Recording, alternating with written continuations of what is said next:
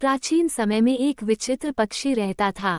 उसका धड़ एक ही था, परंतु सिर दो थे। नाम था उसका भारुंड।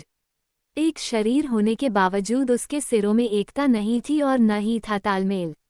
वे एक दूसरे से बैर रखते थे। हर जीव सोचने समझने का काम दिमाग से करता है और दिमाग होता है सिर में। दो सिर होने के कारण भारुंड के दिमाग भी दो थे, जिनमें से एक पूरब जाने की सोचता तो दूसरा पश्चिम। फल ये होता था कि टांगे एक कदम पूरब की ओर चलती तो अगला कदम पश्चिम की ओर, और भारुंड स्वयं को वहीं खड़ा पाता था। भारुंड का जीवन बस दो सिरों के बीच रस्साकसी बनकर रह गया था। एक दिन भारुंड भोजन की तलाश में नदी तट पर घूम रहा था कि एक सिर को नीचे गिरा एक फल नजर आया। उसने चोंच मारकर उसे चखकर देखा तो जीभ चटकाने लगा। वाह, ऐसा स्वादिष्ट फल तो मैंने आज तक कभी नहीं खाया। भगवान ने दुनिया में क्या क्या चीजें बनाई हैं। अच्छा, जरा मैं भी चखकर देखूं।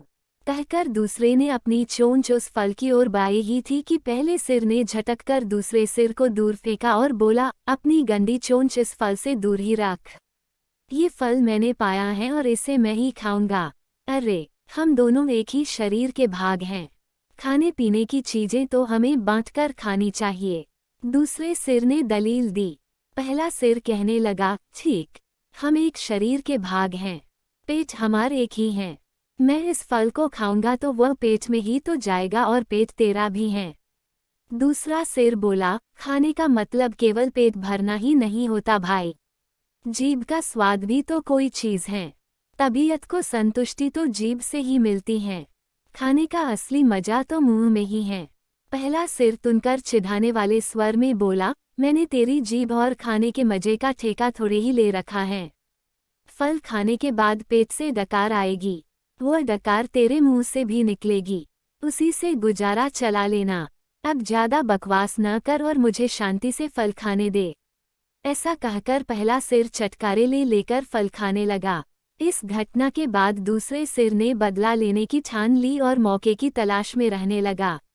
कुछ दिन बाद फिर भारुंड भोजन की तलाश में घूम रहा था कि दूसरे सिर की नज़र एक फल पर पड़ी। उसे जिस चीज की तलाश थी उसे वह मिल गई थी।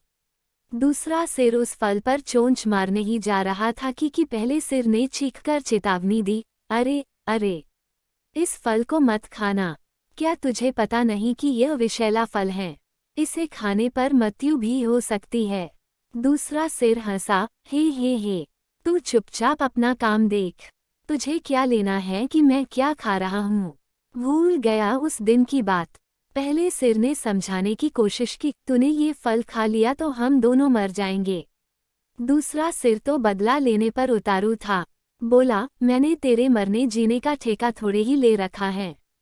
मैं जो खाना चाहता हूँ वो खाऊंगा, चाहे उसका नतीजा कुछ भी हो। अब मुझे शांति से विषैला फल खाने दे। दूसरे सिर ने सारा विषैला फल खा लिया और भारुंड तड़प तड़प कर मर गया। सीखा, आपस की फूट सदा ले डूबती हैं। एल